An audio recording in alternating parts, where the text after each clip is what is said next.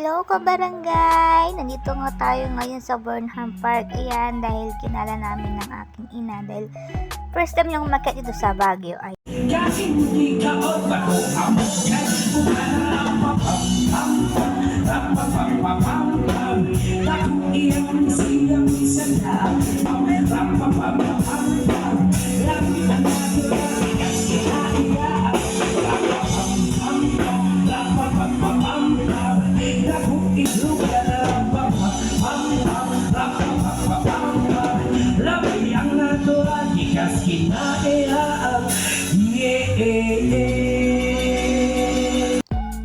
So ayan ka mga kabarangay, ayan po ang ganap po dito tuwing gabi dito sa Burnham Park. Ayan, dahil panagbenga nga po at sobrang dami po ng turista pong umaakyat. Ayan, so ang dami po talagang makikita po dito.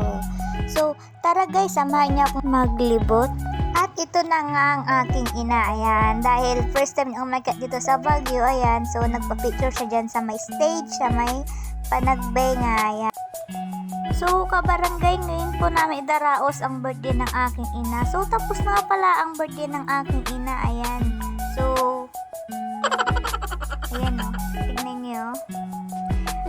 Shout out sa inyo kung napapanood nyo ito. Sana mapanood nyo. Shout out.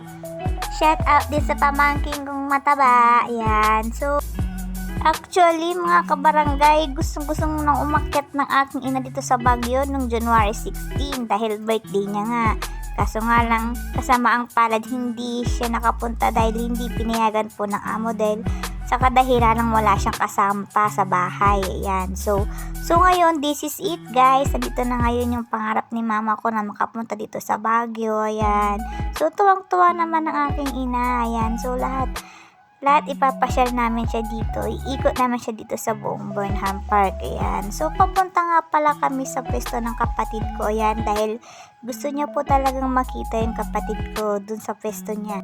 So, ayan mga kabarangay. So, masaya po talaga dito sa Burnham, dito sa Baguio pag panagbenga. Ayan. Maraming event, maraming eme-eme na nangyayari. Ayan. At kahit gabi na nga, ito nga yung mga bulaklak ay nagsilalabasan. Kitang-kita pa rin yung gaganda nila. Charis! Yan si mama ko, oh. Selfie siya, picture para remembrance daw kasi uwi na siya bukas. Shout out sa'yo, mama. I love you. So, ayan, mga kabarangay, dito na kami ngayon sa pwesto ng kapatid ko. Dito yan sa Burnham Park makikita. Dahil panagbenga nga at nagkaroon sila dito ng isa pang pwesto. Pero ang main talaga po ng pwesto nila is sa Harrison. Ayan. So, ang sikat na dad shawarma po dito sa Baguio, yan, na pinipilahan po talaga dahil sa sobrang sarap at sobrang siksik pa ang laman. Ayan. Hindi ka talaga mabibitin. So, shout out din pala sa mga nakasama ko sa bahay dati. So, salamat din sa kapatid ko sa palibre mo ng shawarma. Ayan. So, natikman ni mama.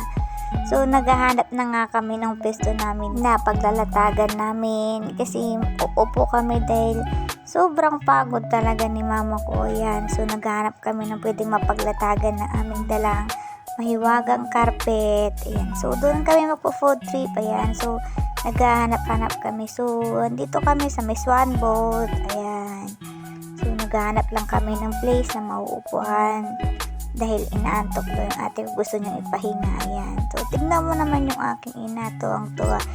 So, ayan, kabarangay, nakaharap na kami ng upuan namin.